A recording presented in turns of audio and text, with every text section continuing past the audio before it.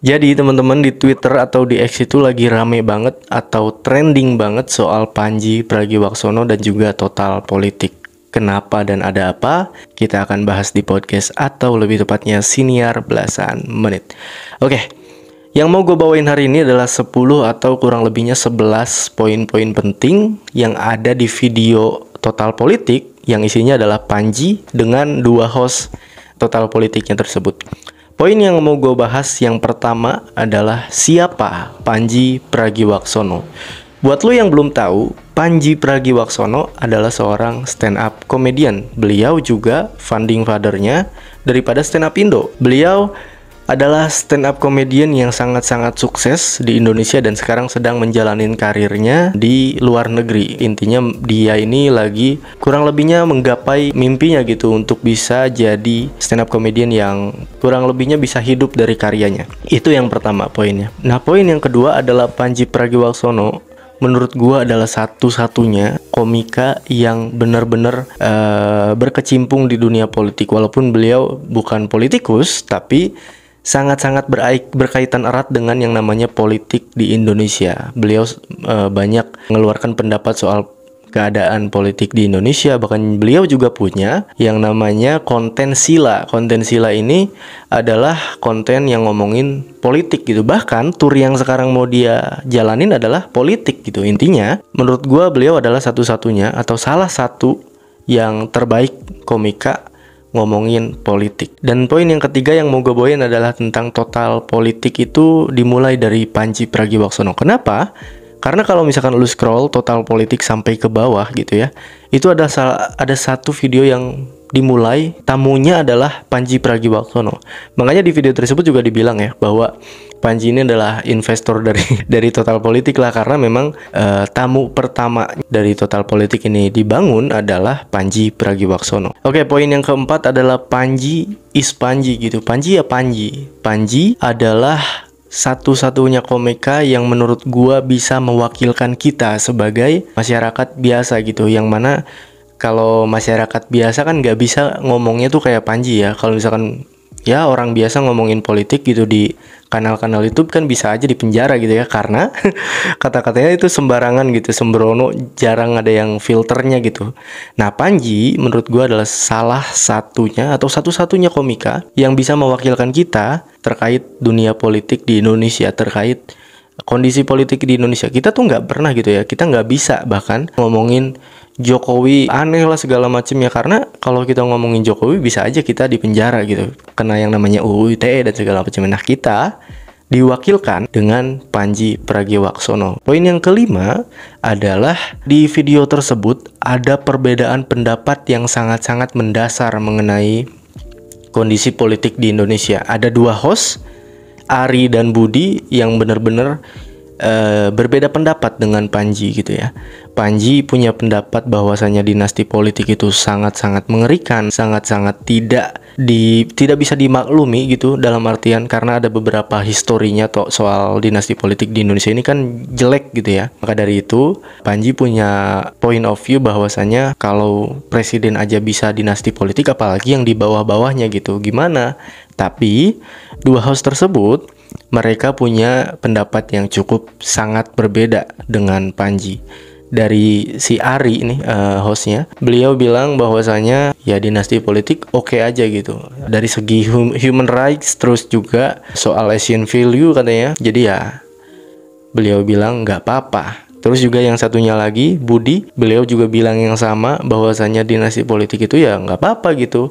Toh namanya orang gitu ya, mau dinasti politik ataupun tidak, korupsi ya korupsi aja gitu, nggak ada hubungannya sama dinasti politik. Menurut beliau seperti itu. Tapi Pandji beda nih. Dan kita juga sebagai masyarakat biasa ya, sebagai warga biasa memang condong ke Pandji, karena kita memang sangat tidak menyukai yang namanya dinasti politik. Dinasti politik kayak kerajaan gitu. Bedanya secara demokrasi. Ya, itu adalah poin yang kelima. Nah, poin yang keenam adalah menurut gua dua host dari Total Politik punya sudut pandang seperti itu tuh dalam tanda kutip untuk menjaga kanal YouTube mereka menurut gua ya. Karena mau nggak mau Total Politik namanya aja kan udah total gitu ya, total di politik gitu. Mau nggak mau mereka harus mengambil keputusan untuk bisa netral dalam hal ini, atau mungkin membatasi bahwasanya untuk tidak ke pihak siapapun gitu. Mereka oke akan hal ini bukan berarti mereka condong ke pemerintahan gitu. Mereka tidak oke dengan hal bla bla bla, mereka bukan berarti ada di pihak oposisi gitu intinya ya. Jadi mereka tuh kayak nyari aman lah, kayak Honda. Hashtagnya tuh cari aman, biar ini poin yang ke-7. Biar itu mereka bisa yang namanya ngundang siapapun orang dari kalangan-kalangan manapun bisa masuk ke kanal YouTube mereka. Contoh yang kemarin mereka upload itu mereka bareng Luhut Binsar Panjaitan. Itu tuh menjadi contoh menurut gue untuk bisa yang namanya nyari aman. Karena kalau misalkan mereka mengambil satu pihak doang gitu ya, jadi oposisi doang, mereka tuh nggak susah gitu yang namanya ngundang Luhut Binsar Panjaitan, ngundang politikus-politikus yang ada di pemerintahan, karena memang susah gitu kalau jadi oposisi. Nah, total politik ini yang namanya juga total gitu, masa mau ngambil keputusan di pihak yang berseberangan dengan pemerintah, karena itu tadi total politik, jadi ya mereka akan netral-netral aja. Nah, poin yang ke-8 adalah bahwasanya yang namanya host itu memang jarang banget yang namanya mengeluarkan pendapat atau beropini atau berpendapat, mereka tuh jarang. Bukan mereka dua host ini bukan, tapi memang host pembawa acara itu memang jarang yang namanya bisa berpendapat gitu, karena yang namanya host ya kerjaannya nanyain gitu kan, wawancarai. Dan poin yang ke-8 adalah kita kaget ketika ada dua host yang harusnya biasanya jarang berpendapat, ini malah ditanyain pendapatnya oleh sang tamu. Kan kita kaget gitu. Itulah yang jadi meledak nih di sosial media, bahwa ada Panji, seorang tamu total politik, menanyai pendapat dari dua host total politik. Itu yang benar-benar jadi viral. Apalagi ternyata tamunya ini punya pendapat yang cukup berbeda, sangat berbeda dengan dua host di total politik. Karena yang satu nih, yang dua ini mereka menjaga atau cari aman di kanal YouTube-nya agar bisa ngundang siapapun dari kalangan apapun. Yang satu punya peran untuk jadi oposisi terus gitu dari pemerintahan, untuk bisa ngejaga pemerintahan segala macamnya. Dan juga menurut gua poin yang ke-9 adalah Panji khawatir atau kecewa menurut gua dengan dua host total politik ini, karena beliau ini memang cukup dekat sepertinya dengan host-host daripada total politik ini. Karena dari pertama kali total politik ini dibangun adalah tamunya kan Panji ya, otomatis mungkin sudah kenalan sebelumnya atau mungkin sudah kenal lama sebelumnya. Artinya Pandji Pragiwaksono ini cukup kecewa atau khawatir dengan pendapat yang ada di benak dua host tersebut. Khawatir atau kecewa aja gitu, kayak kita punya temen, misal kita pilih Jokowi gitu ya, terus temen kita pilih Amin Rais gitu, kan kecewa juga gitu. Maksud gue mending Jokowi gitu kemana-mana daripada Amin Rais. Tapi bukan berarti gue benar-benar pilih Jokowi, by the way. Gue harus blur bangsat. Oke, poin yang ke-9 atau poin yang keberapa tuh? Intinya Panji di video tersebut benar-benar berurat ngomongnya. Di sini beliau kan pakai topi ya, by the way, dan botak. Di sininya itu kelihatan banget uratnya gitu ketika dia memikirkan sesuatu untuk mencerna kata-katanya atau mau mengeluarkan kata-katanya juga difilter dulu gitu. Kayak gua ngelihat Panji itu kayak dia mau ngomong anjing tapi nggak bisa gitu, karena memang kanal YouTube-nya kan politik. Apalagi nggak bisa gitu, segala macam ngomong sembarangan nggak bisa.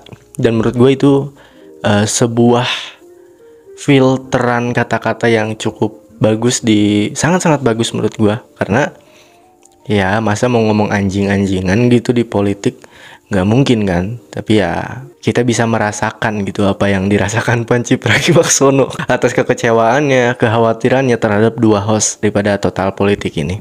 Oke, poin yang terakhir nih, gue sambil baca ya by the way, adalah Panji itu ada 2 poin lagi by the way. Ini sebelum masuk ke poin terakhir adalah Panji itu sebenarnya ngerti. Gue tuh ngerti sama pemikiran host ini mungkin ya. Ngerti dalam artian Ya gue ngerti maksud lu apa, maksud lu tuh netral dan pengen bisa ngundang siapapun dan segala macamnya. Tapi gue ini kenal sama lu, kok lu gitu sih? Intinya gitu ya. Menurut gue pemikiran Panji mungkin seperti itu. Mungkin lu bisa cek lagi ke Bang Panjinya bener atau enggak. Menurut gue sih Panji merasakan kekecewaan yang sangat-sangat kerasa banget menurut gue ya. Dan yang terakhir, poin yang terakhir adalah ini adalah satu-satunya promo stand up comedy special show yang terbaik menurut gua. Karena walaupun mungkin beliau Bang Panji bisa bilang, ya gue juga sebelumnya bisa bikin trending, gue bikin billboard dan segala macamnya, tapi menurut gua ini adalah sebuah promosi yang tidak sengaja dilakukan oleh Bang Panji, dan ini the best banget, nggak ada lawan sama sekali. Bahkan beliau bilang kan bahwa tour stand up kali ini itu penonton yang bakal hadir 10.000 orang. Dan 10.000 orang di skena stand up komedi Indonesia bener-bener banyak banget. Dan yang paling banyak di stand up komedi Indonesia adalah Bang Panji. Ketika kemarin di Komodo Menoi itu sampai 7.500 penonton. Dan sekarang mau dinaikin lagi sampai 10.000 penonton. Yang bisa nandingin dia cuma Coki Pardede di 3.000 penonton. Itu juga banyak banget. Dan menurut gua ini adalah sebuah promosi tour stand up comedy yang paling terbaik karena bisa membuat dirinya trending tanpa mengeluarkan biaya sepeser pun. Karena kalau misalkan beliau bilang, gue juga sebelumnya pernah bikin kayak gini, tapi kan beliau membuat billboard, yang mana billboard tersebut kan bayar gitu ya, sewa dan segala macamnya. Ini dia cuma datang ke kanal YouTube, kebetulan kanal YouTube tersebut hostnya menjaga kenetralannya agar bisa mengundang siapapun. Kebetulan juga Panji kayaknya kenal lama dan juga kecewa akan hal tersebut. Kekecewaannya tertampakkan di urat yang keluar gitu ya. Emosinya dan marah-marahnya itu kerasa sama Kinda. Dan menurut gua ini adalah sekali lagi ini adalah sebuah tour stand up komedi dengan promosi yang sangat terbaik gitu ya, yang paling terbaik, dengan tidak mengeluarkan uang, dengan bisa membuat dirinya trending di Twitter. Itu mahal loh, mahal sekali harganya untuk bisa trending di Twitter. Dan ada juga yang jual gitu ya untuk bisa trending di Twitter, dan ini organik aja gitu tanpa adanya buzzer dan segala macamnya, tanpa adanya bayaran menurut gua.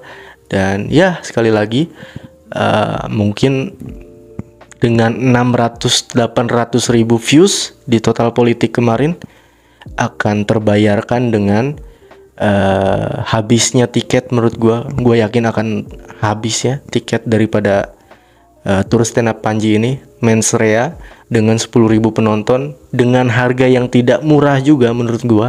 Jadi ya ini adalah sekali lagi tour stand up dengan promosi yang terbaik tapi tidak disengaja. Itu aja teman-teman dari video ini yang bisa gua kasih, yang bisa gua simpulin dari video tersebut. Jadi menurut lu seperti apa? Lu komen di bawah.